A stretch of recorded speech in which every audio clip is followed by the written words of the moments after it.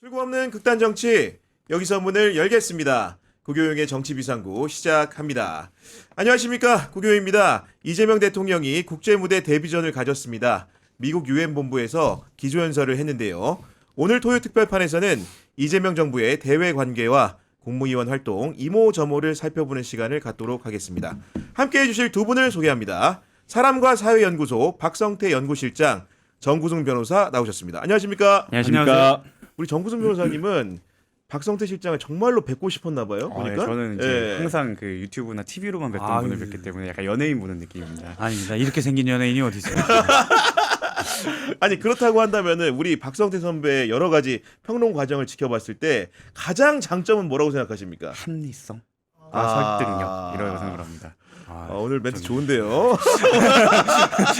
세뱃돈이라도 주실라 하시는 거 보니까 네. 멘트값으로 정말로 넉하고 넘칩니다. 큰돈 오고 가는데요. 저희가 요즘 또 이제 형편이 여의치 않아. 대추님이나 뭐 이런 다른 건 안 되고 이렇게 갖고 다녀요. 이렇게. 네. 아니 정말로 이제 통일교 한학자 총재가 세뱃돈 줬다고 하니까 정말 이렇게 우스갯소리로 하지만 이게 쇼핑백이 없어요. 앞으로는 준비해 오시기 바랍니다. 저도 저를 준비해 오겠습니다. 이재명 대통령 얘기부터 좀 해보려고 하는데 어쨌든 간에 트럼프를 만난 건 만났던 거였고 국제무대 데뷔전이라고 한다면 이번이 맞을 것 같은데 유엔 총회에서 기조연설도 했거든요. 그러면 END라는 신조어도 개발해서 말을 했는데 박성태 선배는 어떻게 보셨습니까? 저는 복귀, 회복 뭐 이렇게 봤습니다. 어떤 하나의 변곡점.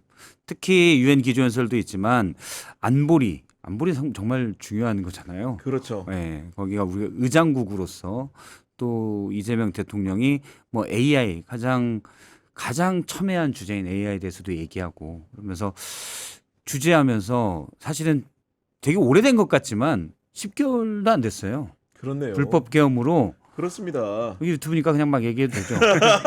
전 세계 개쪽 팔렸어요, 우리가 진짜로. 윤석열 때문에. 개쪽 팔렸는데 안보리 의장국으로서 의젓하게 원래 대한민국은 이런 나라입니다. 잠깐 윤석열이 사고 쳤지만 금세 우리가 그 사고를 무마시키고 네. 다시 돌아왔습니다. 이제 평화를 얘기하시죠. 도약을 얘기하시죠. 미래를 얘기하시죠. 이 부분 그걸 전 세계에 알렸다는 데 의미가 있다고 봐요. 네. 그러니까 한마디로 얘기하면은 우리 한국이 민주주의 회복력을 발휘할 수 있는 국가였고 단시간에 그런 위기들을 극복했다 요약이 될 텐데 정구승 변호사는 좀 어떻게 봤습니까? 저도 이제 컴백이라고 봐야 될 것 같아요. 요즘 뭐 아이돌들 컴백 주기가 한 10개월 정도 되니까 딱 그 정도의 느낌으로 K-팝, K-스타처럼 K-민주주의도 10개월 만에 컴백을 했다. 개인적으로는 저는 그 개업날 국회 본관을 맡고 있었기 때문에 생생한 역시. 기억이 그랬던 게 벌써 10개월밖에 안 됐구나. 그런데 벌써 우리나라가 정상 국가로 돌아와서 그 어떻게 보면 전 세계를 대표해서 민주주의 복원력을 얘기하고 있다는 사실 자체가 사실 되게 감개무량하고 근데 진짜 얼마 되지 않았다. 끝나지 않았고 이제 복귀 선언이니까 우리가 이제는 과거에는 막 유럽이나 미국의 모델을 보고 따라가기 바빴다면 이렇게 복귀를 선언하고 우리가 이제 앞으로 나아가겠다라는 걸 보여주는 계기가 아닌가 싶습니다. 그리고 사실은 우리가 이제 그 이재명 대통령이 증권시장을 정상화시키겠다, 주가 지수를 올리겠다 했을 때 이게 계산된 공약 정도로 저는 치부를 했었는데 지금 국제 무대 가서도 하는 걸 보니까 예를 들면은 모건 스탠리 캐피털 인터내셔널 MSCI인가요? MSCI 그 지수를 편입해야 된다. 현지 시장에 우리가 들어가야 된다. 이런 얘기 하는데 사실 저는 이 문구가 잘 안 와닿는데 좀 어떤 의미가 있는 겁니까? 중요하죠. 이건 뭐 아주 오래전부터 우리가 MSCI 잠시만요. MSCI MSCI 맞습니다. 모건 스탠리니까. 네. 이게 이제 가장 유명한 벤치마크 지수입니다. 그러니까 세계 유명 펀드들은 우리나라는 펀드가 이제 막 좀 되는 거고 제 기억으로는 오래전에 미래에셋이 막 펀드 했는데 다시 주가 꼬꾸라진 다음에 별로 인기가 없었어요. 다 직접 투자해서 대박을 노리는 분들이 많죠. 근데 해외는 주로 펀드, 특히 본인의 퇴직금, 연금 이런 것들이 다 주식으로 펀드에서 아주 장기 투자를 하는 경우가 많거든요. 근데 이 펀드가 제일 그 벤치마크 기준으로 삼는 지수가 MSCI. 죄송합니다. MSCI 지수예요. 모건 스탠리 캐피탈 인덱스 네. MSCI 지수인데 거기에 편입돼야 펀드들이 네. 해외의 거대한 펀드들이 우리나라에 투자할 수가 있는 거죠. 거기에 연동돼서. 그러니까요. 그래서 되게 중요한 네. 문제입니다. 일단 돈이 들어야 되잖아요. 주가가 오르려면. 네, 그래서 얘기를 한 것으로 보입니다. 저도 영어가 약해가지고 아까 MCSI라고 했다가 인덱스 맞죠? 지수니까 제가 네. 인터내셔널이라고 했는데 뭐 재미를 아니, 좀 들어주시고 네. 제가 보니까 저는 원래 네. 증권 TV 출신이어서 아니 그러니까 제가 그래서 MSCI 선배가 잘 잘하실 것 아는데 같아가지고 예. 자꾸 이제 이거 MC도 X 이게 헷갈리더라고요. 영어면 울렁증이 있어가지고. 아니 그리고 죄송합니다. 좋았던 건 뭐냐면 이재명 대통령이 기본적으로 이제 해외 투자를 이끌어내려고 하면은 우리 한국의 리스크들을 해소를 해야 되는데 본인이 직접 세일즈맨으로 나서가지고 코리아 디스카운트를 이러저러한 방식으로 해소하겠다 이런 얘기했던 것도 좋았던 것 같아요. 그러니까 그 코리아 세일즈맨이라고 했을 때 뭐 무슨 계약을 따놨다 이것보다 더 중요한 건 한국 시장 자체를 좀 더 매력적으로 만드는 게 사실 정부의 역할이라 생각하는데 거기에 딱 맞는 어떻게 보면 행보를 하셨다. 그래서 사실 저 같은 경우에는 그 취임하실 때 그 자신이 갖고 있는 주식 내역이나 이런 걸 공개하셨잖아요. 뭐 그 코스피에 바로 투자를 맞아요. 네. 그걸 한번 추종을 해봤는데 지금 마음이 매우 행복한 상태입니다. 그래서 아 지금 추종해서 들어갔어요? 좀 큰 돈 들어갔는데 꽤 큰 돈 들어갔어 심지어. 아, 네. 이야. 거의 10% 부럽다. 가까운 수익률을 올리고 있어서 그 예. 짧은 사이에 그래서 이렇게 시장 친화적으로 나서는 것에 대해서 정말 절대적인 지지를 보내고 싶다. 야 정부들 면서 너무 부럽네. 저 큰 돈이 없어가지고 못 넣고 있는데 아, 지금. 예. 아, 저한테 큰 돈인 거죠. 부럽습니다. 아, 혹시 박성태 선배도 주식 투자 원래 해오셨습니까? 저는 오랫동안 안 하다가 그 코로나 이후에 막 유동성 장세가 펼치면 다들 벌었잖아요. 네. 아 이걸 나만 이렇게 상대적 빈곤감. 그래서 그때 투자를 해서 저는 이제 그냥 한 종목 몰빵 스타일입니다. 몰빵 스타일. 대신 이제 재산이 별로 없으니까 여러 분석을 해서 가장 안전한 저평가돼 그렇구나. 있다는 그것도 주식을 투자도 합리적으로. 해놓고 네. 기다리는 편이에요.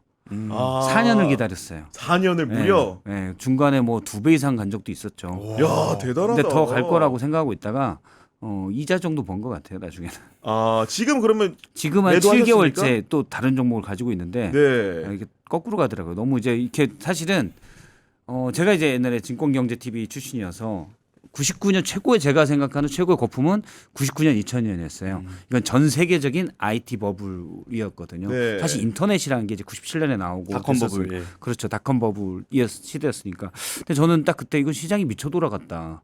말이 되냐. 그리고 저는 되게 합리성을 추구하기 네, 때문에 그러니까, 네. 안 된다. 근데 누군가 한 3, 4년 뒤에 그런 얘기를 하더라고요. 미칠 땐 같이 미쳐야 돈을 번다. 제가 지난번에도 말씀드렸지만 합리성을 추종했던 뉴턴도 주식에는 실패했고 아 그러니까. 그때 명언이 네. 그 나는 물리 법칙이나 세계의 법칙을 알았지만 사람들의 광증을 예측하지 못했다라고 하는 것처럼 네. 결국 주식도 사람이 하는 거라 참 예측이 어려운 것 같습니다. 원래 이제 뭐 이렇게 경향적으로 본다면 경향신문이잖아요. 네. 경향적으로 쭉 본다면 결국은 합리에 추종하게 돼 있어요. 근데 이게 언제 될지 몰라요. 합리는 축은 이렇게 돼 있는데 대부분 그래프가 이렇게 가기 때문에 네. 아주 가끔 합리적이고 대부분 시장은 미쳐 있다. 근데 지금 제가 말씀을 듣다가도 우리 그 박성태 선배의 포인트를 보면 보십시오. 7개월 전에 새 종목 들어갔다 그랬잖아요. 지금부터 7개월 전이라는 게 비상계엄이 끝나고 탄핵소추안이 국회를 통과하고 뭔가 바닥에서 올라올 때 이미 그러니까요. 박성태 선배 투자를 시작한 겁니다. 시점이 아니요. 가장 합리적이다. 보니까 가장 합리적이네. 그 전에 있던 걸 제가 2배까지 벌었다가 다시 꼬꾸라져서 4년 동안이니까 투자 수익률 따지면 거의 뭐 금리 정도 벌고 네. 다른 종목 갈아탄 거예요. 근데 지금 마이너스예요. 아, 저는 항상 그렇군요. 소외된 주식을 찾다 보니까 사실 마이너스더라고요. 그 지금 현 국민주권 정부 들어오기 전까지 가장 유행했던 말이 국장 탈출은 지능순. 이었던 걸 생각을 하면 거기서 금리를 건졌다는 건 그러니까, 대단한 네. 실력자란 뜻이죠. 그 4년 전부터.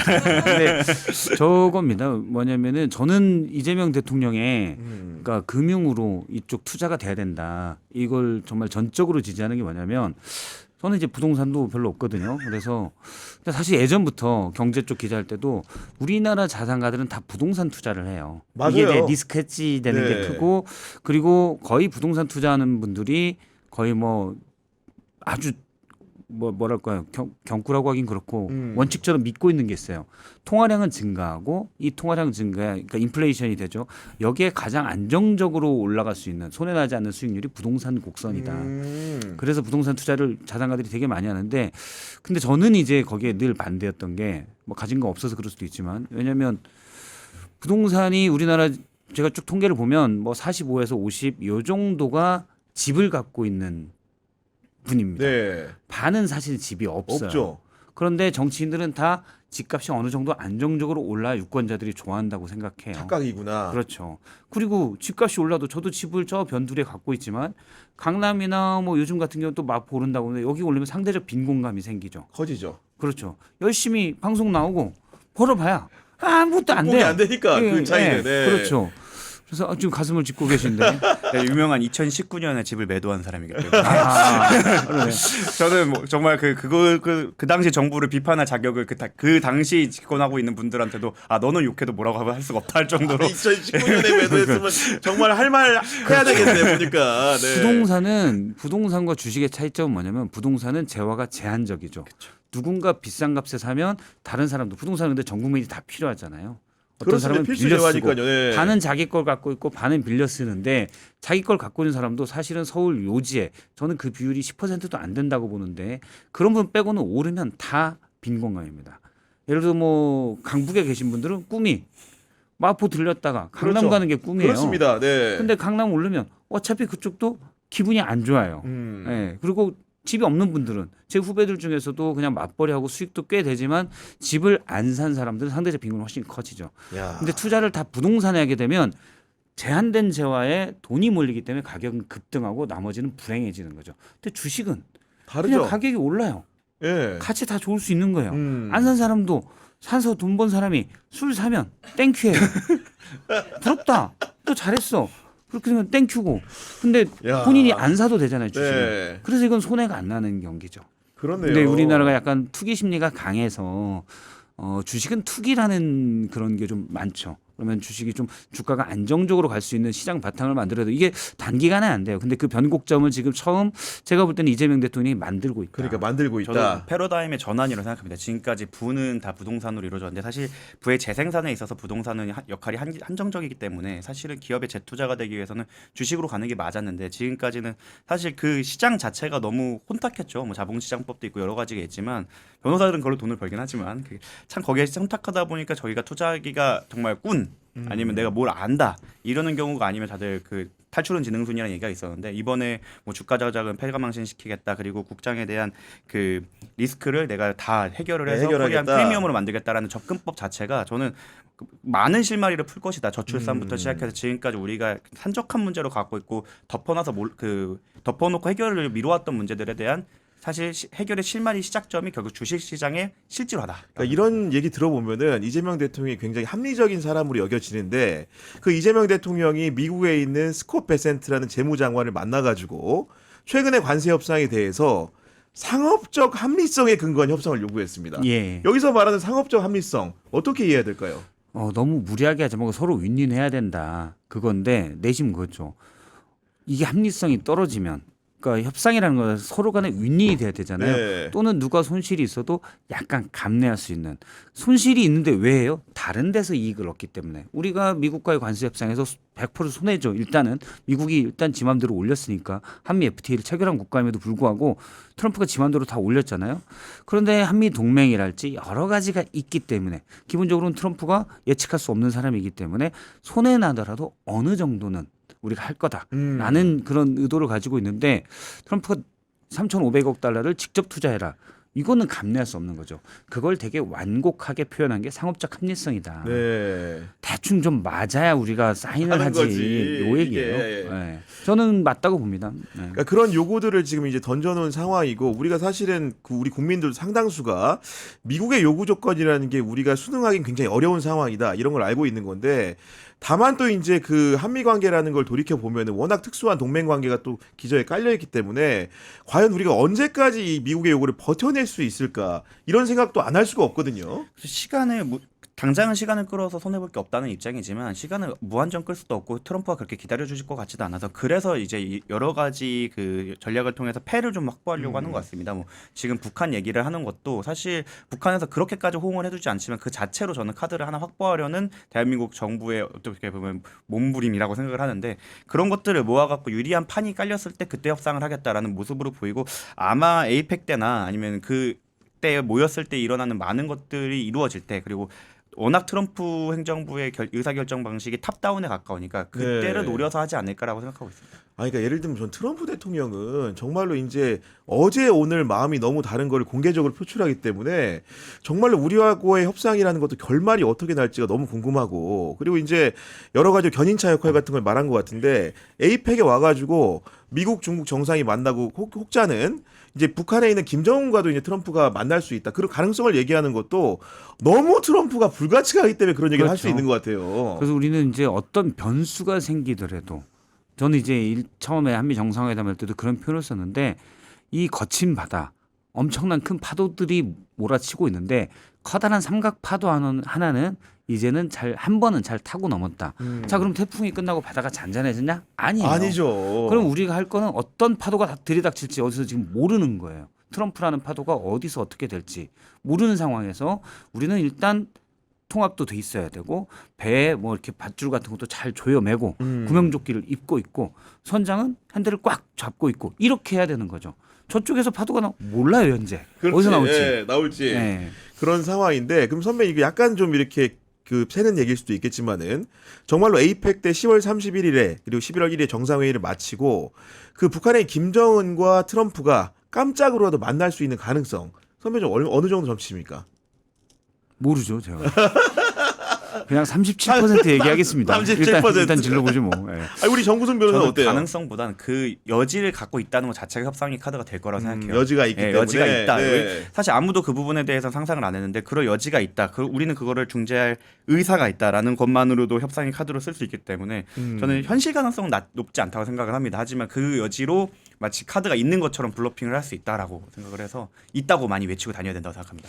근데 최근에 트럼프의 발언도 그렇고 김정은 위원장의 발언도 그렇고 유화적이에요. 네, 예. 유화적이고 김정은의 발언이 특히 눈에 띄더라고요.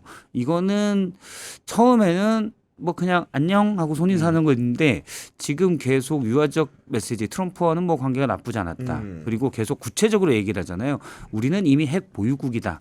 거기에 대해서 뭐 이상한 헛소리만 하지 않으면 언제든 얘기할 용의가 있다라고 하고 트럼프도 사실 핵 보유국이라는 표현을 쓰거든요. 그래서 뭐 김정은 위원장이 경주에 가지는 않을 거고 그렇죠. 그건 아니겠죠. 트럼프가 온 김에 저는 뭐 과거에는 불과 한두 달 전만 해도 가능성은 10% 미만이라고 봤는데 지금은 뭐 반은 안 되지만 꽤 높다. 37.5% 정도. 네. 남북 정상회담 저 판문점에서 북미 정상회담을 네. 가질 가능성도 있다라고 봅니다. 저는 물 밑에서 얘기를 할 것 같아요. 지금 북한이랑 그렇죠. 미국이랑. 네, 그러고 있을 것 같고, 전 남북 관계에 대해서 우리 국민들이 긍정적 전망을 갖는 것 자체는 굉장히 나쁘지 않다고 생각을 하고, 이재명 대통령도 그런 점을 알기 때문에 북한이 들어주지 않지만 여러 가지 유화적 제스처를 제시하는 상황인 것 같은데, 여기에 대한 국민의힘의 반응 굉장히 박하더라고. 예를 들면은 김정은에 대한 짝사랑만 늘어놓고 있다 이렇게 혹평을 하는데, 그런 그 국민의힘의 자세에 대해서는 좀 어떻게 생각하십니까? 저는 이제 친한 분들 중에 보수, 뭐 나름 개혁 보수는 합리적 보수로 불리는 분들도 많이 있고 얘기하는데 뭐 그분들의 주장도 맞을 수 있다라고 봐요. 맞는 주장도 있을 수도 있다고. 근데 제일 제가 동의하지 못하는 건 사실은 대북관이에요. 그러니까 북한을 저는 이제 햇볕 정책이 무조건 맞다라고 네. 생각하는 좀 거칠게 무조건이라고 표현까지 했는데 맞다라고 생각하는 사람인데 사실 이것도 리스크죠. 어떤 일이 햇볕 정책을 하다가 또 어떤 일이 생길지 몰라요. 가능성이 좀 더 큰데 거기에 이제 일단 투자를 해야 되는 거죠. 우리가 그쪽에 정책을 집행해야 된다고 생각하는 사람인데 제가 엔전부터 한 게 있어요. 북한을 대북 제재, 경제 제재를 해서 북한이 도저히 못 살겠다. 그냥 우리가 핵 포기할게. 안 그래요. 왜 안 그러냐? 김정은 뚱뚱하잖아요. 경제 제재 아무리 해도 김정은이 굶지를 않아요. 본인이 안 굶기 때문에. 본인이 안 굶어요. 본인이 굶어야 아씨 배고픈데 이 생각이 하는 게 사람이에요. 우리가 사람과 사이에 연구하잖아요. 북한 사람도 연구하는데 제가 해서 10년 전부터 한 얘기 있습니다. 대북 제재 안 통한다.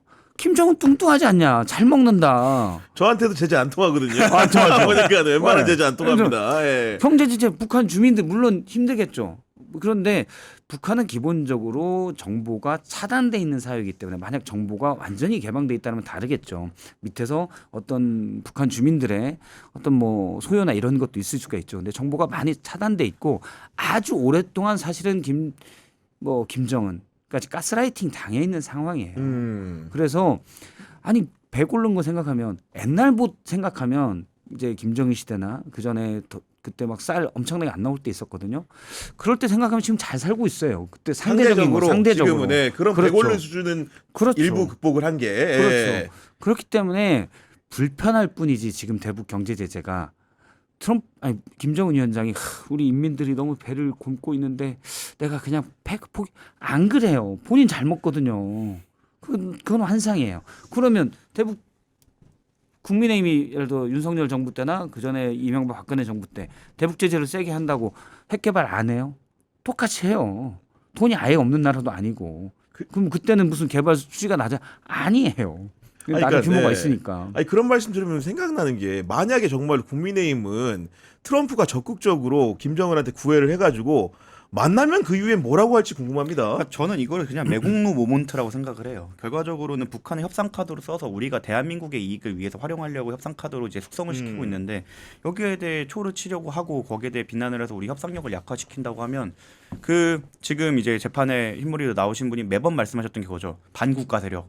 도대체 누가 반국가 세력인가? 지금의 대한민국 응원하지 않고 지금의 대한민국을 발목 잡는 사람들은 누구인가를 말씀드리고 싶고 저도 너무 동의하는 게 결국 대한민국의 그냥 이익만 봤을 때도 북한을 리스크가 아닌 뭐 프리미어로 만들기 위해서는 당연히 그 경제적인 공유가 있어야 되고 그리고 결국에는 저는 가장 중요한 건 돈맛이라고 생각합니다. 거기 있는 주민들이 중요한 표현입니다. 돈맛을 돈맛. 개성공단 같은 거에서 국가로 흘러가지 않게 최대한 자본주의를 뿌리기 내릴 수 있게 해야 그래야 소유도 일어나고 나 더 갖고 싶어. 라는 그런 자연스러운 욕망을 깨워야 되는 거는 그건 자본주의가 당연히 할 거라고 생각해서 저 개방을 시키고 더 자본주의에 익숙하게 만들어야 우리가 더 유리한 결과를 이끌 거고 국힘이 매번 얘기하는 자유 뭐 이런 것들을 퍼뜨리기 위해서라도 결국엔 자본주의적 교류가 필요하다고 생각을 하는데 무조건 싸우자라고 하면 사실 그게 통합니까? 그리고 지금 미국의 제재도 보시면 가장 더 세게 할 수 있는 것들은 자신과 교류가 많았던 국가들을 두고 협박을 할 수 있는 거예요. 왜냐면 교류가 많아서 이걸 끊는다라고 하면 그게 그 무기가 되는데 교류가 없던 애들한테 끊는다고 해봐야 아무 의미가 없어요. 북한이 그러니까. 그런 거죠. 그래서 네. 교류를 늘려놔야 나중에 너네 우리랑 장사하던 거 이제 못해 라고 하면 그걸 겁먹지 교류 안 하고 있는데 너네 우리 안 만나라고 하면 아무 무기가 될 수 없는 거거든요. 그래서 이런 부분을 생각해서 진짜 자유를 외치고 진짜 통일을 외치는 사람이라면 오히려 이게 자본주의 우리 체제의 우월성을 믿고 그 사람들 이쪽을 끌어내기 위해서라도 더욱더 적극적인 교류를 시도해야 된다고 생각합니다. 그러니까 이런 맞아요. 예. 핵심을 찌른 말입니다. 핵심을 찌른 말입니까? 네. 그러니까 맥도날드를 먹다가 맥도날드 이제 안 줘. 그래야 나 먹고 싶은데 하지. 줬다 빼서야 효과가 확실한 그렇죠. 거거든요. 맥도날드가 뭔지도 모르는데 맥도날드 안 준다고 그게 뭔데요? 아무 필요가 없거든요. 이해가 안 되는 거죠, 네. 상황 네, 자체가. 롯데리아를 한번 먹여봐야 정확히 알죠. 그렇기 때문에 뭔가 이제 국민의힘의 외교적인 관점 같은 경우에도 실용이나 그 유용한 측면에 대한 사고가 좀 필요할 것 같은 생각이 드는데 최근에 국민의힘 대응을 보면은 뭔가 잘하고 있다는 생각은 못 들어요. 어떻게 보면은 여당이 허점이 없는 게 아니거든요. 예를 들면은 조의대 청문회를 하는 과정에서도 매끄럽지 않은 부분이 분명히 있었습니다. 네. 근데 다짜고짜 국민의힘은 대안 제시라고 뭘 한다기보다는 그냥 사법살인이다. 쉽게 얘기해서 삼권분립 흔들기다. 그럼 맹목적인 쉽게 얘기해서 캐치프레이즈만 던지니까 국민들이 또 국민의힘을 지지한 데는 영향이 크게 없는 것 같아 보여요. 맞아요. 특히 이제 남북 문제에서도 계속 그러는데 예를 들어서 싱가포르 정상회담, 북미 정상회담이 있었고 이제 하노이는 빅딜 노딜로 끝났지만 하노이 노딜에서 끝났죠. 일단 그런데 당시 CVID 우리가 기억해 보면 네. C 완벽한, V 검증 가능한, 가능한. 네. I 되돌릴 수 없는, D 비핵화를 한다. 네. 이거였잖아요. 영어로는 안 할게요. 근데 요건데 당시에 C에 대해서도 많은 분들이 의문을 가지고 있었어요. 뭐냐면 자 핵이 물론 이제 플루토늄을 추출해 가지고 연료봉 같은 거 폐쇄한다고 그래도 플루토늄 추출해서 어디 지하 벙커 큰 데다 뭐 그렇게 크지 않아도 짱 박아 놓고 갖고 있다가 나중에 만들면 어떡할 거냐. 그러니까. 이게 과연 완전한이 될 수가 있냐. 아. 또는 완벽하게 검증 가능할 수 있냐. 음. 사실은 전문가들 얘기가 안 된대요.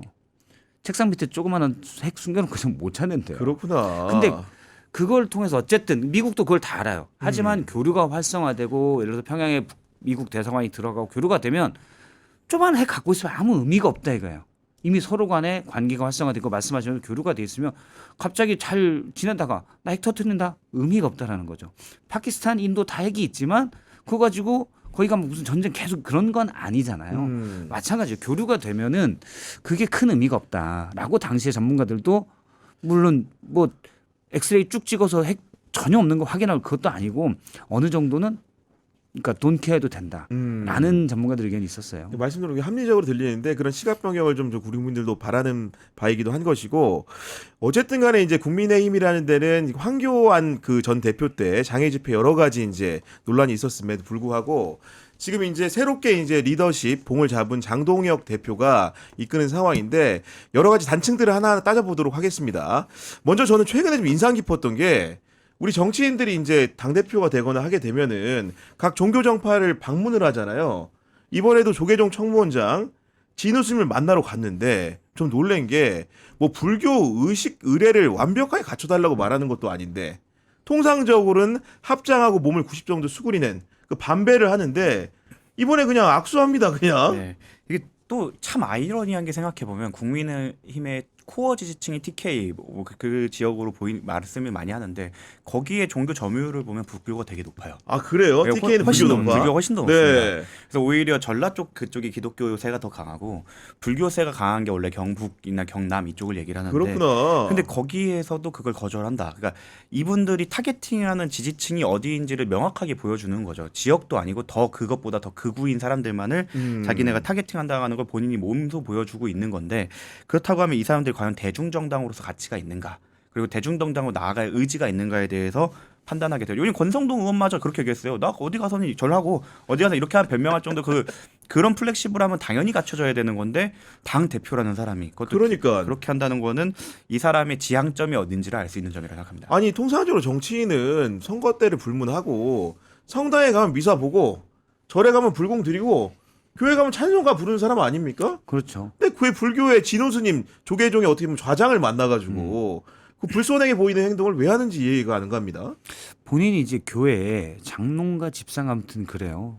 독실하다는 뺄게요. 아무튼 자주 다니는 네. 개신교 신자신데 그게 좀 작용이 된 것 같아요. 근데 본인이 대선을 꿈꾸는 사람이라면 옳지 않죠. 옳지 않다라기보다는 잘하는 일은 아니죠. 네. 옳고 그러면 뭐 제가 판단할 일은 아닌 것 같고 네. 잘하는 일은 아닌 것 같아요. 네. 그러니까요. 그런 판단인 건데 제가 이 얘기를 왜 드리냐면은 자꾸 지금 이제 뭔가 장동혁의 한 걸음 한 걸음이 그 앞전에 말씀드렸던 그 황교안 전 대표를 떠올리게 한다라는 말이 많은 게 그 황교안 전 대표도 6년 전인가요? 부처님 오신 날에 본인만 합장 안 해가지고 논란이 됐고 심지어 스님들한테 육포 선물하지 않았습니까 이거? 그러니까 예. 정말 아마추어스러운 행위였던 거죠. 그러니까 그만큼 실무진들이 그 디테일한 거 챙기지 못하고 있고 이념이나 방향성만 정해져 있는 상태이기 때문에 이런 실수들이 나오는 건데 장동혁 지도부 같은 경우에도 그런 비슷한 전철을 밟고 있다. 그럼 스스로 내부 개혁이 안 됐기 때문에 저는 이렇게 된다고 생각해요. 가장 강한 얘기를 하는 사람들만 이런 실력이 아닌 그런 방향성으로만 가다 보니까 이러한 이제 파열음이 나오는 건데 과연 6년 전에 그 아픔을 보고 자기들이 스스로 성찰할 수 있을지에 네. 대해서는 그때보다 발언 수위가 더 세졌다는 걸 생각하면 쉽지 않을 거다. 그렇게 된다고 하면 과연 그 장동혁 체제가 얼마나 갈지 그 부분에 대해서도 참 의구심이 듭니다. 아니 당장 우리가 얘기했던 계엄과 관련해 가지고도 지난 3월에 세이브 코리아 집회에 나가가지고 장동혁 대표가 계엄에도 다 하나님의 계획이 있다 이런 표현을 하지 않았습니까? 그때는 저는 이렇게 할 거라고 생각 못했어요. 되게 황당했죠. 저도 그때 3.1절 집회 때 장동혁 당시 의원이 한 얘기를 듣고 깜짝 놀랐죠. 계엄에도 하나님의 계획이 있다? 뭐지 이분? 근데 이분은 계엄 해제 표결에 찬성표를 또 던졌어요. 그러니까 계엄은 또 해제했어. 네. 하나님의 계획에 반기를 들었던 건가? 아니면 아주 하나님의 계획이 장기적이어서 국힘 폭망의 장기 계획에 그걸 얘기하는 건가? 본인이 거기에 일꾼으로 종사하고 있는 건가? 아 소명을 받아가지고. 사실은 네. 다크나이트였던 걸 수도 있는 거죠. 그래서 국힘의 폭망에 저희가 이제 가끔 지인들끼리 그런 농담을 해요. 윤석열이 이제 무기징역이니까 최소한 오래 있겠죠. 한 15년 뒤에 어떤 중절모 쓴 나이든 할아버지 한 분이 윤석열 면회를 가서 딱 하면 손에 갑자기 눈물을 흘리고 전 최선을 다했습니다. 그래 수고했네. 라고 하는 그런 장면이 혹시 있지 않을까. 그런 게 있지 않고선 이렇게까지 망쳐놓을 수 있을까. 아 그러니까요. 네. 그리고 이제 주말에 보면 이제 그 장애 집회 지난번에 이제 대구에 갔었고 네. 또 서울에서 한다는 거 아닙니까? 그렇죠. 대구에서도 보기에 따라 시각차지만은 엄청난 흥행은 확실히 아니었어요. 본사님에도 불구하고 지금 서울에서도 한다는 건데 국민들이 선뜻 이렇게 중도층의 음주에 동의하기가 어려운 행보로 느껴져요. 근데 일단 장동혁 개인으로 본다면 저는 전략적인 행보라고 봐요. 본인이 사실 1.5선에 당내 기반도 사실 별로 없고 연륜도 짧고 또 친한동훈계 핵심이었잖아요. 그러다 갑자기 친윤으로 완전히 변신의 달인 변달을 했는데 그런 것들을 좀 불식시키기 위해서 먼저 대구 경북 가서 내가 보수의 대표주자다. 사실은 극우의 대표주자죠. 근데 극우의 대표주자다라고 일단 화면을 크게 찍는 거죠. 그리고 이제 너무 대구에서만 하면 너는 그냥 지역에서 그냥 목소리 나는 사람 아니야? 라고 할까봐 서울로 올라오는 극우 거다. 지층들 다 모아놔서 자 우리나라에서 내가 보수의 대표주자다. 본인의 대선 어떤 브랜드를 만든 브랜드 메이킹 이미지를 만드는 그런 전략이라고 봐요. 뭐 장동혁 대표로서는 전 할 수 있는 전략이라고 보는데 애초에 뭐 하루에 1도씩 움직이겠다 왼쪽으로 네. 그런 얘기를 했다고 그랬잖아요. 저는 중간까지는 하루에 1도씩 평일은 1도씩 왼쪽으로 가고 주말엔 다시 오른쪽으로 가나 이런 생각을 했는데 지금 보면 평일에 오른쪽으로 1도씩 갔다가 다시 주말에 왼쪽으로 1도씩 오나 뭐 이렇게 안 맞는 것 같아요. 본인 개인의 브랜딩에는 도움이 되는데 과연 국민의힘이라는 단체 정당에게는 그렇습니다. 도움이 되는가? 결과적으로는 당의 미래자산, 미래의 그 유권자인 중도층을 아예 포기하는 행위로 가고 있는 건데 본인은 이렇게 극우전사로 이미지가 낙선되면 뭐 대선 후보가 될 수도 있겠지만 적어도 나중에 국회의원은 더 할 수 있겠죠. 워낙 네임드가 됐을 테니까. 그러면 근데 전체 파이는 줄어드는 건 어떻게 할 것인가? 근데 사실 장동혁 이제 대표가 한 명의 의원이 아니라 대표가 됐는데 이렇게 하는 것 자체가 사실 또 이분도 중전모를 쓴 노인과 다음번에 만나갖고 저도 수고 많이 했습니다라고 할 수 있지 않을까. 엑스맨들이군요. 엑스맨들. 이렇게 그러니까 누가 고의적으로 망치려고 해도 이렇게 잘할 수는 없다라는 생각이 듭니다. 근데 저는 매사에 약간 상황이 나빠질 수 있다라고 보는 사람이거든요. 상황은 더 안 좋아질 수 있기 때문에 그 상황에 충분히 대비해야 되고 그리고 그거를 즐겁게 헤쳐나가야 된다. 그런 이제 신조를 가지고 있는 사람인데 장동혁 대표가 만만치 않을 거라고 생각을 해요. 아, 만만치 않을 거다. 극우 지지층이 어느 정도 지금은 살짝 탈색하면서 이렇게 있는데 어느 정도 되면 저는 뭐 특검이 어느 정도 마무리되고 뭐 기소 단계 다들 들어가고 그런 다음부터는 완전히 중도층 공략 정책으로 나올 수도 있다. 아, 어느 정도 극우의 급변침을 할 수 있다. 급전침을 또 할 수 있어요. 되게 야근 성과 지향형이도 거기도 그 네. 뭐 이익 추구형이죠. 사실은 이익 추구형이기 때문에 장동혁 대표를 아는 예전에 이제 국회에 나왔던 법원의 파견 판사였잖아요. 네. 제가 안민석 의원을 만나서 물어봤어요. 어. 안민석 의원의 공군 장교 옛날 공군 장교가 좀 길더라도 뭐 월급도 좀 많이 주고 네. 이 편에서 공군 장교 많이 써요. 공군 장교 1년 후배래요. 아, 그래요. 1년 네, 후배? 네. 또 서울대 후배기도 하고. 그렇네요. 그래서 군대 때부터 가깝게 지냈대요. 아, 안민석 안민석 의원이 의원이. 예. 장동혁 대표와 예. 대표였는데 그때는 되게 합리적이고 오히려 민주당 가려고 했어요. 박범계 의원이랑 친해서 박범계 의원이 붙어 고향이 저기 대전이니까 대전 또 쪽이잖아요. 겹치고. 그래서, 네, 그쪽에서 공천을 받으려고 막 했다가 어떻게 이제 국민의힘 쪽으로 가서 딱 얘기하더라고요. 이렇게 변할 줄 몰랐다. 그분이 그 양반이 그 장동혁이 이렇게 이상하게 될 줄은 몰랐다. 본인도 안민석 의원도 얘기를 하더라고요. 근데 어느 정도 잡은 다음에 다시 변침할 수 있다. 아. 저는 그게 20년, 30년 전에는 가능한 전략이었다고 생각하지만 요즘에는 이제 뉴 미디어의 세대고 워낙 많은 자료들이 실시간으로 다 녹화되고 있지 않습니까? 지금 소위 말하는 몇몇 이제 패널들께서 말하시는 이적준, 이적이 그러니까 준적준이라고도 하죠. 이준석의 적은 이준석이라는 것처럼 네. 예전 조국 대표도 비슷했고 지금 자기가 뿌려둔 발언들이 나중에 급변침을 하는데 부메랑으로 다 네, 고스란히 돌아온다. 엄청난 다시 돼서 다시 돌아오게 만드는 큰 브레이크 역할을 할 거다. 그래서 지금 쏟아놓은 강한 말들이 결국에는 그 사람의 한계를 정해놓을 거라고 생각합니다. 근데 장동혁 대표가 헷갈릴만도 하다고 생각합니다. 왜냐면은 지금 미국의 분위기를 보면 그래요. 찰리 커크라는 사람이 이제 사망한 일은 굉장히 안타까운 일이지만 그를 애도하는 미국 정치권의 풍경이나 풍토를 보게 되면은 장동혁도 왼쪽으로 가려다가도 글로벌 정세나 지향이다. 이렇게 가고 있네? 보수의 지향이라는 것은 나도 여기 편승해야지. 이런 생각을 할 수밖에 없을 것 같거든요. 그렇죠. 그 흐름은 분명히 있는 것 같아요. 그러니까 이제 제가 말하는 건 극우 에너지를 이용해서 중도층을 공략하는 식으로 장동혁 대표가 갈 가능성이 크다라는 거고 전 세계가 극우화되는데 일본도 이제 그 무슨 당이죠? 이름은 까먹었나 갑자기. 자민당. 네. 자민당 있고 또 참당이. 맞아요. 새로 이제 네, 등장한. 네. 네. 그 당도 의석을 확보했잖아요. 굉장히 강경하던데 입장이. 예. 예. 그리고 지금 찰리 커크가 이제 피격당해서 사실 그건 비극이죠. 그래서 그렇죠. 있어서는 안 네. 되는 일인데 어쨌든 피격당해 사망한 뒤에 트럼프가 아예 극우 연대를 표명하고 있고 뭐 벤스도 가서 아주 세게 그렇습니다. 찰리 커크가 방송했던 유튜브에 가서 또 얘기를 하고 있고 그런 극우 심리 등의 그러니까 유권자들 중에 극우적 심리를 갖게 되는 분들이 많기 때문에 또 이분들이 되게 활동적이어서 그 힘을 이용하려는 게 전 세계적인 현상이에요. 그러니까요. 네. 근데 그게 원인은 뭐냐면 사실은 저는 제조업 경쟁률, 제조업 성장률 정확히 얘기하면 제조업 성장률이 한계에 다다르면서 일어난 일이라고 보거든요. 유럽이 사실 그런 게 많이 있었는데 극우 정당들이 두각을 나타내고 제조업이 성장률이 떨어지면 고용이 죽어요. 성장률이 떨어진 건 중국 때문이죠. 중국이 다 뺏어갔으니까. 네. 그러면 내가 먹고 살기 힘들어지니까 일단 이민족. 나도 먹고 살기 힘들어. 왜 이민족은 아니죠. 이민들. 왜 쟤네들까지 먹여 살려야 돼? 이게 있고 맞습니다. 거기에 또 뭐가 있냐면 사실은 이제 이른바 좌파 정부나 유럽에서 잡았을 때는 다 엘리트들이잖아요. 이분들도 잘 살아요. 근데 이분들이 뭔가 흠했을 때 니네들 그렇게 공동체 연대 부르짖더니 니네들은 배부르고 나는 배고픈데 난 직업도 없는데 그래서 우리가 기본적으로 있었던 어떤 이성의 시대에 가지고 있었던 그 윤석열의 계몽이 아니고 갖고 있었던 당연히 지켜야 될 원칙이나 도리 이런 것들이 다 무너졌어요. 와장창 깨져버리는구나. 그런 것들은 니네 좌파 엘리트들이 니네가 우리를 속이기 위해 썼던 것들이야. 네. 이게 사실은 얻고 있고 그걸 도와주는 게 예전에는 사실 레거시 미디어가 한계를 못 벗어나게 담론을 어느 정도 설정을 내뒀었는데 유튜브에서는 그런 게 마음대로 되잖아요.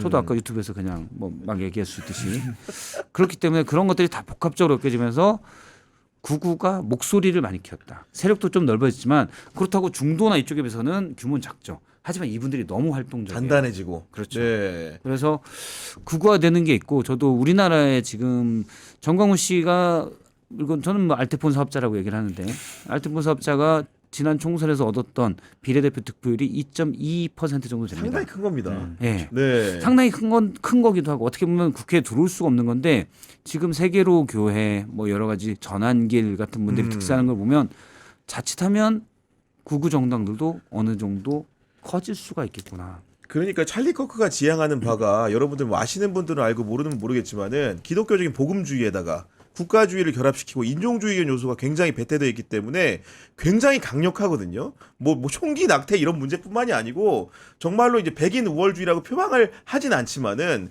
실제 그런 부분들이 굉장히 많이 함유가 돼 있고 그리고 이 커크의 추모식에 온 사람들이 아까도 말씀해 주셨지만은 제이디 벤스 부통령이라든가 마이크 존슨 하원 의장, 루비오 국무장관, 피트 헤그세스 국방장관 그 다음에 이제 대통령 유고시에 권력 상위에 있을 수 있는 많은 분들이 참석을 한 데다가 지난번에 한미 정상회담으로 굉장히 이름께나 유명해진 수지 와일스 백악관 비서실장도 가는 데가 바로 커크의 추모식입니다. 네. 사실 그 말씀하신 것처럼 글로벌 구교연대가 좀 이제 활성화가 되고 있고 극우가 조금 더 포션을 많이 가져갈 거라는 게 동의하는 게 근데 이것도 저는 하나의 파동이라고 생각합니다. 예전에 한 저희 05년도 이후부터 신자유주의가 파졌다가 거기에 대한 그 다시 백래시가 오는 것처럼 이러한 극우 연대도 어느 정도 고점을 맞이하고 그것이 다시 돌아가는 계기가 될 거다. 저는 그게 그 고점을 찍는 게 얼마 남지 않았다고 생각을 합니다. 그래서 지금 여기에 올라탔다가는 또 다시 그 쇠퇴하는 극우의 유탄을 맞을 수 있다고 생각하는데 국힘이 아직 그 눈치를 못 챈 것 같지는 않다. 네. 왜냐면 사실 국힘이 지금 생각했을 때 기댈 수 있는 데는 여기밖에 없다고도 판단할 수 있어서 그런 것 같고 이러한 극우적 이제 행위들이 이제 전 세계적으로 퍼져나가고 있고 이거를 롤 모델로 삼아갖고 뭐 전환기 씨부터 이렇게 많이 나서고 있지만 그 영향력은 그 말씀하신 실체보다 목소리가 커져 있기 때문에 조금 과대평가된 부분도 있을 것이고 대한민국에서는 그걸 충분히 견제할 만큼 민주주의 회복력이 있다라고 평가합니다. 저는 그래서 저도 대체로 동의하지만 저 일말의 불안감이 솔직히 있어요. 왜냐하면 지금 한미 관세 협상이 잘 안 되고 결정적으로 미국이 우리한테 말폭탄을 만약에 부어놓을 수 있는 시점이 온다고 한다면은 이런 정치적인 맥락 속에서 윤석열과 김건희의 구금 문제라든가 아니면 종교적으로 통일교회에 대한 수사 문제라든가 이런 것들을 정말로 표현한 형태로 그 트럼프가 들고 나왔을 때 우리 쉽게 민주주의 국가에 있는 우리 국민들이 어떻게 반응할 것인가라는 걱정과 두려움이 좀 개인적으로 있습니다, 솔직히. 근데 우리가 예를 들어서 이번에 통일교도 구속영장이 발부될까? 뭐 이런 우려를 하는 사람들도 네. 있었어요. 왜냐하면 워싱턴 타임즈 같은 매체를 통일교가 미국에서도 가지고 있고 미국 정가에도 끈이 많기 때문에 그러면 안 되지 않을까? 근데 우리는 단호하게 보여줬잖아요. 그거는 전혀 이번 건과는 관련이 무관하다? 없고 무관하고 어떻게 보면 통일교 총재든 독생녀가 이제 독박녀가 사실은 됐어요. 독박을 쓰고 들어가는 거예요. 통일교에서 네, 손 그렇죠, 잘랐습니다. 그렇죠. 독박 네. 쓰고 들어가는 독방에도 거예요. 계시고. 네, 독방에도 계시고. 그러네요. 독생녀가 독박을 쓰고 독방에 계셔요. 근데 어쨌든 근데 우리는 민주주의에 이게 높기 때문에 무슨 개소리야. 총재든 뭐든 사실은 전직 대통령 지금까지 대통령 현직 대통령 2명을 탄핵시킨 그게 있기 때문에 네. 그런 성역이 없어요. 그런데 뭐 그런 우려하는 거 그런 벌어지지 않았지만 만약에 통일교에서 미국의 어떤 이전에 이제 전 하원 의장한테도 얘기해서 뭔가 그러니까요. 워싱턴 네. 칼럼도 쓰고 막 그랬잖아요. 그거는 우리가 따로 대응해야 될 문제인 거죠. 거기에 흔들릴 건 아니고 이게 아닙니다. 그렇죠. 네. 이전에 사실은 찰리 커크가 그랬다는 말도 있고 뭐 누구죠? 그 뭐 여러 사람 얘기가 나오죠. 예. 모스탄도 있고 뭐 테드 창은 아니고 뭐 창씨도 있었잖아요. 네. 네. 그런 분들이 얘기했다는 얘기도 있는데 어쨌든 고든창. 예. 고든창 씨가 얘기했다는 그런 것도 있는데 사실은 트럼프가 한미 정상회담 때 이것저것 잘랐죠. 얘기를 할 때 수지 와이스를 통해서 상황 설명을 했잖아요. 음. 이게 좀 어렵고 힘들지만 그렇게 할 수밖에 없어요. 우리가 그렇다고 해서 그 트럼프가 사실은 구구의 귀가 열려 있죠. 트럼프는 미국 내 자기의 본인의 정치에 구구를 이용하고 있는 기반이니까요, 거잖아요. 자기가. 그렇죠. 예. 이용하고 있고 기반인데 근데 우리가 거기에서 트럼프 말을 들어서 우리가 어떻게 할 수 있는 건 아니고 협상에 그런 게 장애가 될 때는 다른 루트를 통해서 계속 우리 상황을 설명해 줄 거고 트럼프는 기본적으로 종교적 신념이나 앞서 이제 복음주의 얘기했는데 그게 이제 미국 공화당 또 우파의 주요 지분을 차지하고 있잖아요. 네. 트럼프는 별로 그런 게 없어요. 네. 뜯어보면 자본주의자죠. 또. 예. 네, 그냥 돈 되는 일은 다 하고 하는 분입니다. 그래서 제가 볼 때 독실한 신자면 그렇게 살 수가 없어요. 그래서 이분들은 트럼프는 이익이 되는 걸 그냥 하는 분이니까. 저도 그리고 그걸 이용하기 위해서는 국힘이나 그 극우 대한민국 극우에 있는 사람들이 실력이 좀 있어야 되는데 그런 부분에서는 좀 아까 뭐 교수님에게 육포를 보내는 황교안 전 대표의 네. 예처럼 그걸 받아먹을 실력이 될까도 걱정을 하고 걱정이 안 되고 그리고 사실은 그 통일교나 이런 사람들이 혐의가 마치 종교로 포장될 수 있는 혐의들이 아니라 부패 스캔들이거든요. 그렇죠. 부패 사건이 예, 정확하게 부패 사건이 종교 사건 아닙니다. 본질 자체가 부패이기 때문에 이거를 이제 종교적 뭐 아니면은 이게 극우적 신념으로 포장하기에는 그 부패의 그 실체가 너무 낱낱이 드러나 있어서 여기서 그거를 정확히 분리하는 거는 대한민국 국민이라면 충분히 해낼 수 있을 거라고 생각합니다. 언제쯤 윤석열의 편지에서 커크가 등장하는 날이 나올 것 같다는 불길한 얘기가 들기는 하는데 네. 여하간 이제 두 분의 말씀을 들어보더라도 미국이라는 나라 최소한의 합리성은 유지되는 국가이기 때문에 윤석열과 김건희의 그런 기회가 없을 것으로 저도 생각을 하고 전 약간 네. 위험이 있다 충분히. 근데 우리가 이제 네. 파도는 계속 칠 거고 대응을 해야 되는 거지.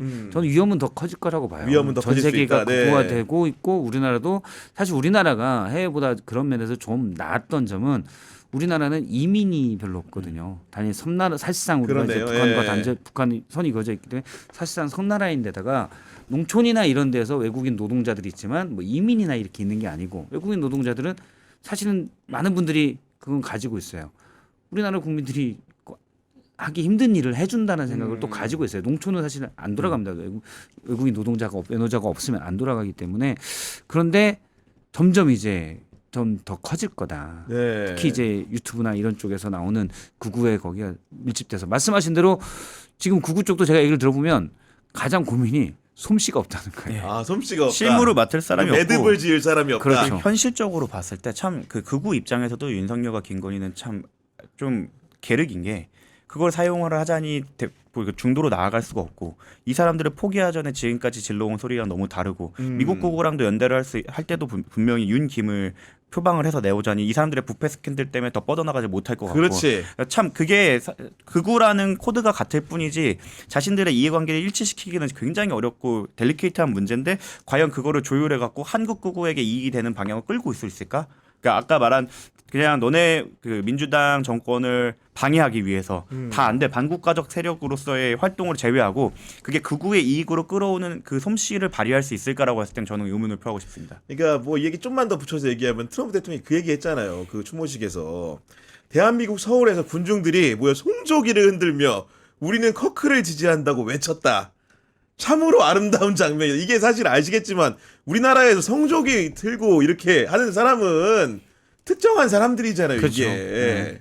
그러니까 이제 뭔가 좀 이게 커뮤니케이션에 대해서 한국 사회에 대한 트럼프가 면밀한 이해가 없기 때문에 아마도 편하게 하는 얘기로 들리는데 그런 정도의 일천한 이해라면 혹시나 이상한 접합이 있을 가능성도 있기 때문에 약간 불안하고 이런 건데 여간 적어도 우리 자장 안에서는 윤석열 김건희가 강력한 처벌을 받는 와중에 있는 것이고 예. 실제로 법정에도 섰죠. 그 모습 그렇죠. 어떻게 보였습니까? 김건희 씨는 살아남으려고 최선을 다하는데 그러기 위해서는 일단 변호사부터 바꿔야 돼요. 정구승 씨를 추천한다. 저는 사실은 변호인단을 탓하기가 좀 어려운 게 저희가 가장 하면서 그 변론 활동을 하면서 가장 어려운 게 의뢰인이 내 말을 안 들을 때입니다. 네, 에고가 강하거나 자기의 성공 모델이 이미 확고하게 난 이런 식으로 계속 성공을 해왔어 하는 분들이 꼭 말을 안 들어요. 그래서 저는 지금 변호인단이 의뢰인 컨트롤에 실패하고 있다고 보고 그렇기 때문에 이제 마음을 바꿔먹지 않는 이상 변호사가 누가 되더라도 저 변론은 성공하기가 쉽지가 않다. 야, 그런 정도로 뭐 최지우 변호사나 이런 분들은 김건희 씨가 영부인으로 있을 때부터 변호인으로 있었던 사람들이잖아요. 그럼 자기가 이제 영부인으로 있었어요. 거기에 지금 말씀하신 대로 클라이언트한테 무슨 얘기를 할 수 있겠습니까? 이거는 직원이 안 되죠. 그래서 예. 뭐 최지우 변호사가 그분 잘 모르지만 어쨌든 가상으로 얘기한다면 김건희 씨한테 그러면서 저기 여사님 근데 요거 제가 봐도 요거는 좀 문제가 있는 것 같아요. 요건 인정하는 거. 저 안 했는데요. 그럼 거기서 그래요 그럼. 어차피 형량이 길어지면 최지우 변호사가 들어가는 게 아니에요. 아, 그렇죠. 예. 김건희 씨가 더 오래 깜빵에 있는 거예요. 그렇죠. 그러니까 본인 최지우 변호사나 이 변호인들이 볼 때는 영부인이에요 아직도. 지금은 이제 본인의 어떤 신세를 낳아줄 건 해줄 건 아니지만 그 관계가 크게 바뀌진 않거든요. 그럼 얘기를 못 하죠. 막 누가 말씀하신 대로 좀 변호사가 세게 얘기를 해야 되는데 그런 상황이 아니다. 저는 과연 그 변호인들이 사실관계를 제대로 파악하고 있을지도 의문이에요. 아, 사실관계를 그러니까 영부인님 진짜 받으셨어요? 라고 물어볼 용기가 있을까? 아, 원래 보통은 어떻습니까? 물어봅니까? 그게 안 되면 사실은 같이 지옥에 들어가는 거기 때문에 미리 말씀드려 나한테 다 말해주지 않으면 거짓말도 혼이신긴 구라를 치기 위해서는 합의 맞아야 된다. 왜냐면 나보다 공부 잘한 판사님을 어떻게 보면 소개해야 소개해드리기 되는데 위해서는 얘기했어. 네, 판사님을 같이 소개해야 이거 되는데. 해갖고 이제 합의에 맞춰서 해도 될까 이거 말까인데. 괜찮았어요. 근데 그분이 나를 속이기 시작하면은 이제 분명히 삐그덕삐그덕 꼬이는 거지. 계속 보통 꼬이지. 예. 물론 이제 수사 단계는 특히나 정보 비대칭이 있기 때문에 거기서 분명히 악수로 들 거고 그게 또 나중에 재판에서 아무리 기록이 공개가 됐다고 해도 그 불리하게 작용을 할 텐데 과연 그 변호인단이 김건희에게 실체를 다 말해달라 그거 자체를 약점으로 여기고 있는 그 김건희 여사가 과연 그 변호인들한테 말을 했을까?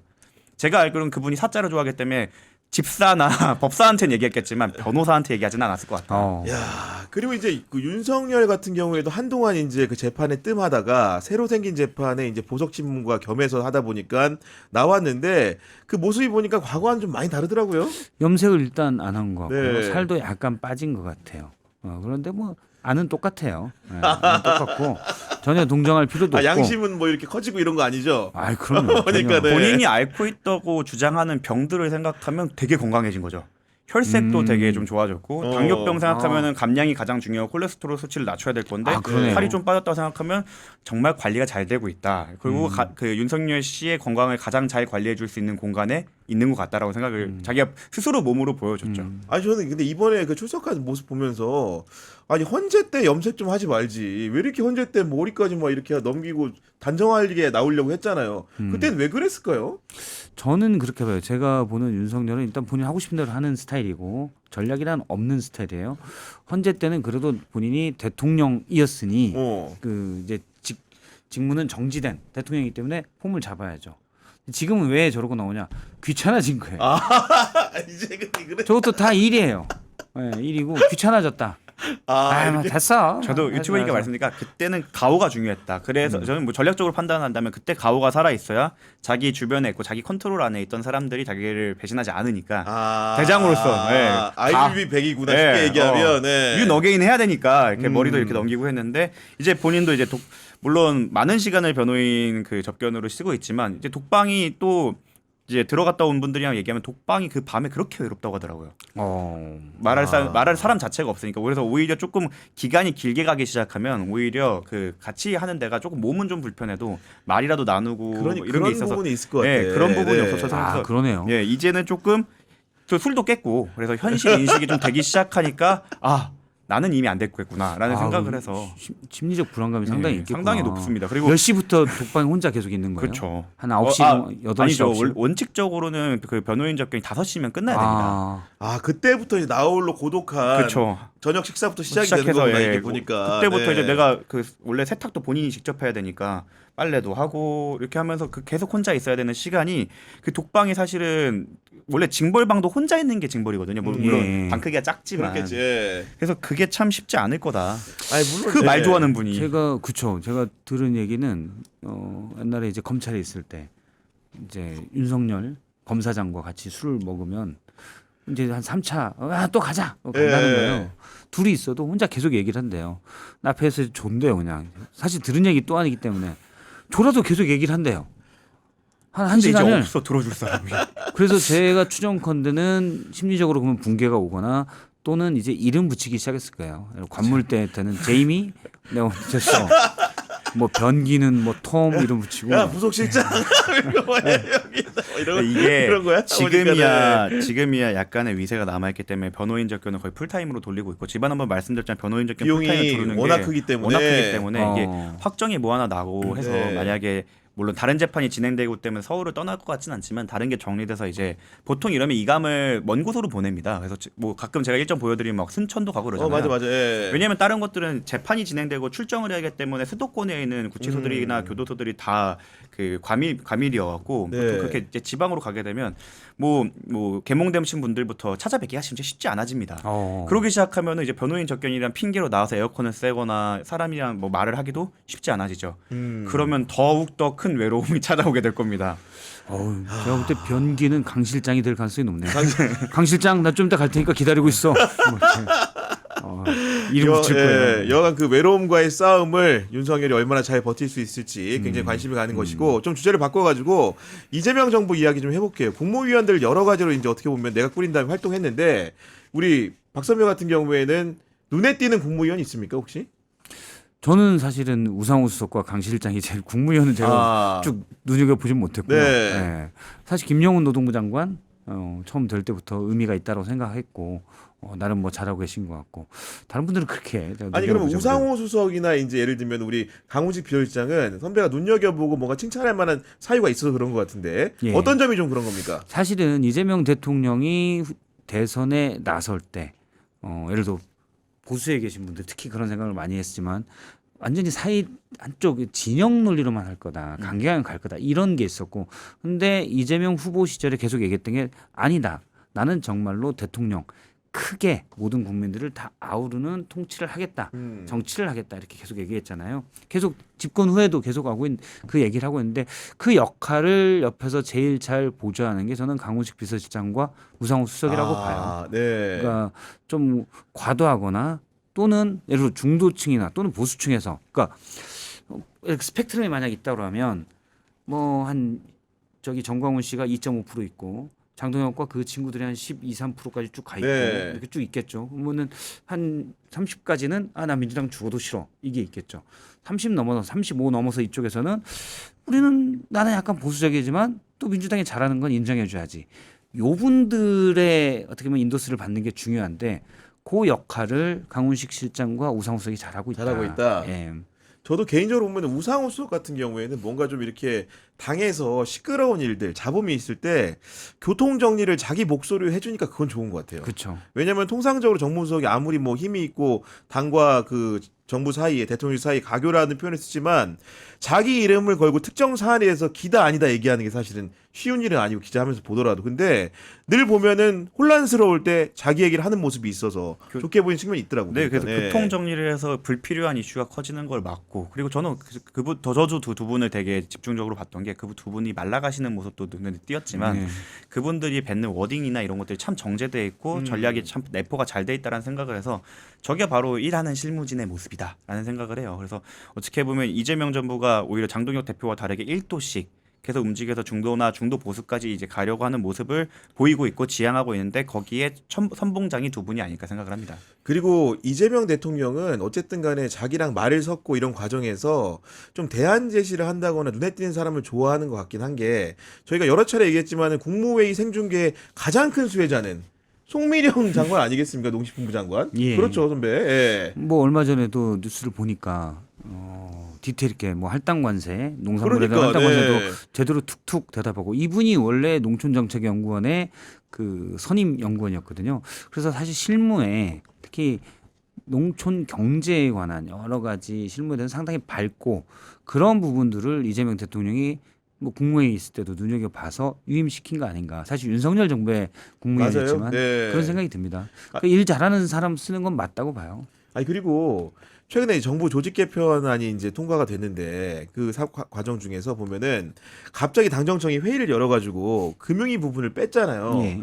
많은 분들이 그 이유를 가지고 이제 설명을 하는데 저 같은 경우에는 그 이재명 대통령이 유독 금융위 칭찬을 여러 차례 했어요.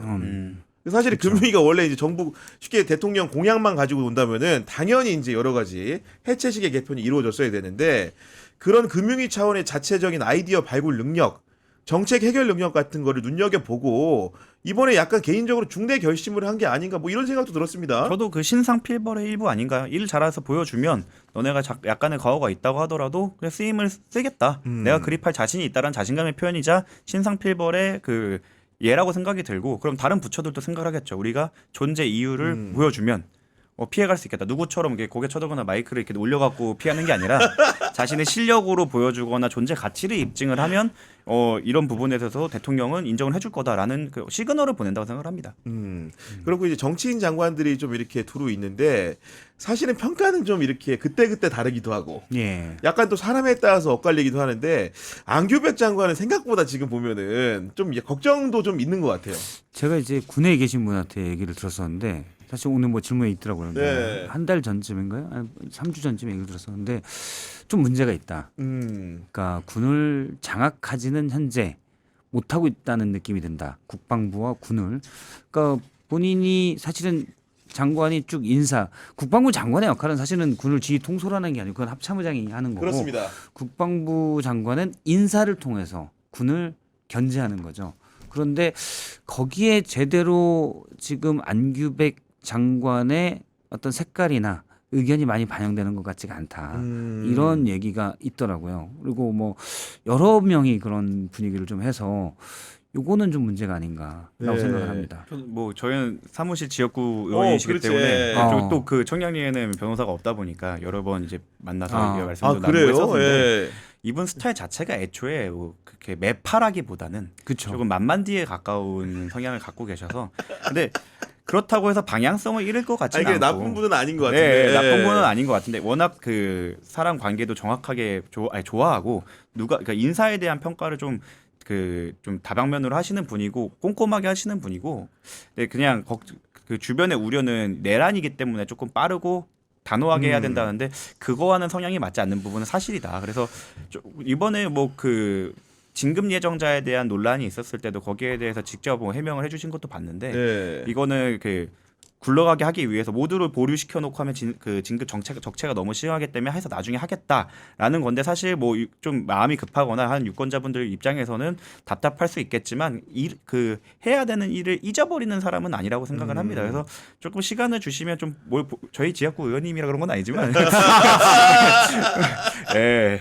아니 제가 지금 피식 웃은 게 여기 사무실 그 명칭이 일로거든요. 예. 안규백 장관이 일로 만났냐고 물어보려고 제가 당시 당시에 그 지역구에 네. 계신 안규백 의원님을 일로 만난 겁니까? 어떤 겁니까? 일로 지금? 만난 거죠. 예. 일로 만났어요? 왜냐면 청량리에는 진짜 그때 당시에는 변호사가 없었는데 제가 어. 딱 청량리 로타리에 개업을 해서 그분 입장에서도 신기했겠죠. 왜 동대문에 왜 변호사가 이렇게 해갖고 뭐 한번 만나보자 해서 만나 뵙게 됐는데 그랬구나. 네. 애초에 성향 자체가 정말 이제 차근차근 천천히 이런 스타일이시기 때문에 그래서 저도 그 사실 장관 지명됐다고 했을 때 걱정 반 기대 반이었던 점 중에 하나가 우리 국민들이 원하는 그런 속도감을 보여줄 수 있는 분은 아닐 거라는 생각은 했어요.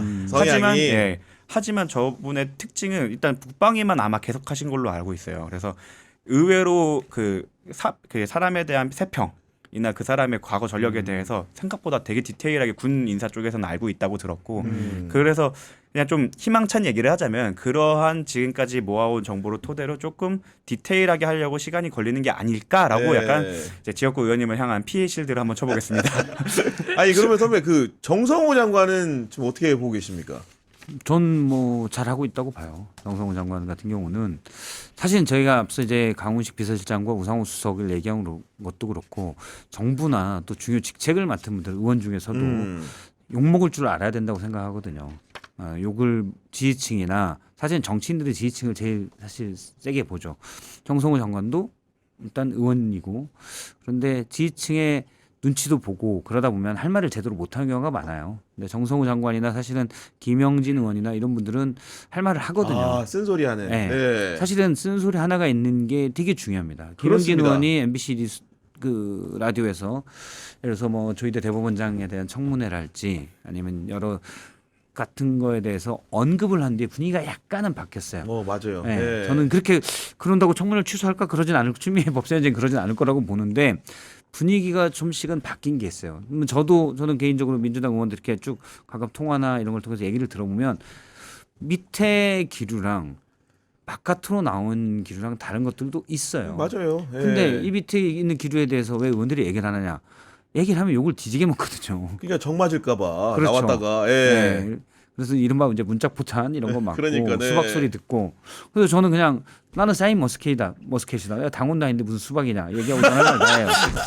빛이 나진 않지만 우리는 사인 머스켓이다 하고 얘기 다 하는데 그래서 뭐 또 박 실장이 이렇게 얘기해줘서 괜찮다라고 얘기하시는 의원님들도 그럼요, 계시고 그럼요. 예. 그래서 근데 이제 김영진 의원이나 정성호 장관 같은 경우는 그런 얘기를 좀 하는 편이죠. 그리고 정성호 장관은 제가 이제 솔직히 방송 기자는 아니지만은 참 소리 없이 이제 잘한 게 뭐냐면은 입틀막 제재 방심위에서 제재 폭탄 내린 것들 다 일괄적으로 항소 포기 지휘를 그쵸. 했잖아요. 맞아요. 그런 게 맞아요. 사실 언론에 크게 다뤄지진 않았지만은 이게 사실은 언론을 살리는 방법이고 그렇죠. 공기로서 역할을 제대로 하게 하는 거 아니겠습니까? 맞습니다. 이게. 예.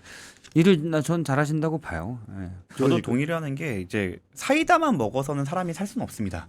이제 가끔은 좀 맛이 없어 보이고 답답하더라도 그 잡곡밥도 먹어야 되고 하는 거거든요. 그래서 그 이슈를 선도하는 의원님이 계시다고 하면 거기서 실무적으로 진짜 법령을 바꿔야 되는 건 법무부거든요. 사실 뒤처리를 해야 되는 맞아요. 건. 네. 그 실무적인 부분에 대해서 목소리를 내고 말씀하신 것처럼 욕먹을 줄 알면서 탱킹도 좀 해주고 할 수 있는 역할을 해주고 있다고 생각을 하는데 그럼에도 불구하고 이제 뭐 개혁이나 이런 부분에서 어느 정도 비판을 받는 건 어쩔 수 없다고 생각하고 왜냐면은 의원님들과는 다르게 결과적으로는 사법행정을 굴리고 거기에 대한 책임을 져야 되는 사람으로서 아마 좀 신중해질 수밖에 없다는 점도 저는 이해를 하기 때문에 네. 조금 그 부분에 대해서 대신 꼼꼼하게 그 임기가 뭐 정해져 있지 않겠지만 거기에 닿을 때까지 좀 꼼꼼하게 잊지 말고 해주셨으면 좋겠다. 속도에 대해서는 선도하시는 부분과 늦을 수는 있겠지만 방향성이 우리가 다르지 않고 대통령이 임명한 인사 아닙니까? 그렇죠. 대통령과 같이 네. 가는 사람이라고 생각을 좀 해서 유권자분들도 좀 믿어주시면 좋지 않을까 생각합니다. 그 정성호 장관이 저는 개인적으로 통화를 뭐 해본 적은 없는데 주변에 이제 가까운 사람들한테 토로할 때 가장 많이 하는 얘기가 땡땡 예를 들면 땡땡 기자 예를 들면 뭐 이런 가정 상황 가정이면 땡땡 기자 내가 이런 거 대통령실하고 얘기 없이 했겠어? 이런 얘기를 정말 억울해서 많이 하신다 그러더라고 들어봤더니 맞아요. 저도 뭐 이 자리에서 얘기는 이미 뭐 거의 한 달 전에 들었죠. 민주당 무의원이 정성호 장관이 하는 얘기는 다 대통령의 뜻이다. 그러니까 네. 왜냐면 그 사람들이 너무 몰라가지고 그러니까 정성호 장관이 아니 좀 퍼뜨려 달라 좀 퍼뜨려달라는 방송주 거죠. 선배한테. 임명권자가 이미 대통령이고 대통령이 많이 마음에 안 들었으면 해임을 했겠죠. 아니, 근데 그러니까 그 조정을 한다는 거는 근데 그 자기가 임명한 그 장관한테 반명이니 수박이라고 하는 것 자체가 그럼 그렇다면 이 정권은 수박 정권인가? 그러니까 말도 안 되는 네. 거죠. 네, 알겠습니다. 오늘 토요일 특별판에서는 극우의 세계화부터 이재명 정부 국무위원까지 다양한 이야기 나눠봤습니다. 지금까지 박성태 실장, 정구승 변호사와 함께했습니다. 저희는 내일 오후 4시 인물비상구로 찾아옵니다. 탐구대상 인물은 노무현 전 대통령이니까요. 여러분들 많은 관심 부탁드립니다. 오늘도 긴 시간 시청해주셔서 감사합니다.